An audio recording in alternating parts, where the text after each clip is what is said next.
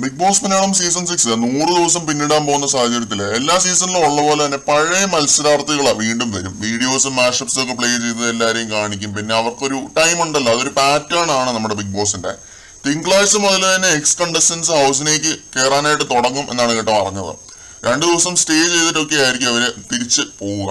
അതുപോലെ തന്നെ big boss ചിലരെ മനഃപൂർവ്വം ഒഴിവാക്കാനായിട്ടുള്ള ഒരു സാധ്യതയുണ്ട്. സീസൺ 6 സീസൺ 6 ആക്കി മാറ്റിയ 2-3 പേര്, അത് ആരൊക്കെയാണെന്നുള്ളത് കേൾക്കുന്ന സമയത്ത് തന്നെ നിങ്ങൾക്ക് ഊഹിക്കാവുന്നതേ ഉള്ളൂ. അസി, റോക്കി, അതേപോലെ നമ്മുടെ സിബിന്.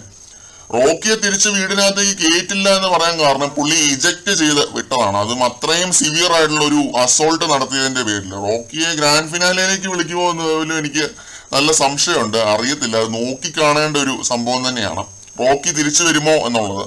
അതേപോലെ ഞാൻ പറയുന്ന മറ്റൊരു പേരാണ് സിബിൻ. സിബിൻ പുറത്തിറങ്ങിയതിനു ശേഷം ബിഗ് ബോസിനെതിരായിട്ട് പറഞ്ഞ കാര്യങ്ങളൊക്കെ ഏറെ ശ്രദ്ധ നേടിയ കാര്യങ്ങളാണ്. ആ ഒരു ആരോപണവും കോൺട്രവേഴ്സിയും ഒക്കെ മാറ്റി വെച്ച് സിബിനെ തിരിച്ചു വിളിക്കുമോ എന്ന് എനിക്കറിയത്തില്ല.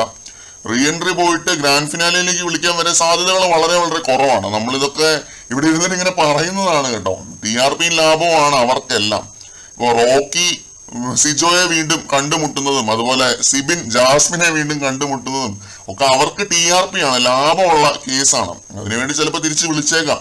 നമ്മൾ നമ്മുടെ ഊഹാപോഹങ്ങൾ പറയുന്നു എന്നേ ഉള്ളൂ. എന്തായാലും വേറുള്ളവരെല്ലാവരും ഉണ്ടാവുമെന്നാണ് അറിഞ്ഞത്. രതീഷിൽ തുടങ്ങി സായി വരെ നീണ്ടു നിൽക്കുന്ന എക്സ് കണ്ടസ്റ്റൻസ് എല്ലാവരും വീണ്ടും വരും. സിബിന്റെയും റോക്കിയുടെയും കാര്യത്തിലാണ് എനിക്കൊരു ഡൗട്ട് ഉള്ളത്. നോക്കിക്കാണേണ്ടത് തന്നെയാണ് അവര് വരുമോ എന്നുള്ളത്. അതിൽ കൂടുതൽ അപ്ഡേറ്റുകളുമായിട്ട് നമുക്ക് വീണ്ടും കാണാം.